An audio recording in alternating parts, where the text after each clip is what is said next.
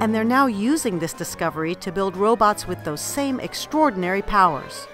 Putting the American cockroach through a series of obstacle courses, the researchers found that even though its shell or exoskeleton looks stiff, it's actually malleable, allowing the roach to flatten itself, all the way down to just a quarter of its height.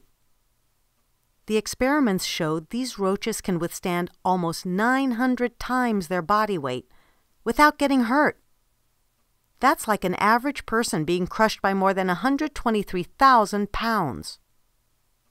Not only that, even in their squished state, the American cockroaches were still able to run super fast, nearly 20 times their body length per second.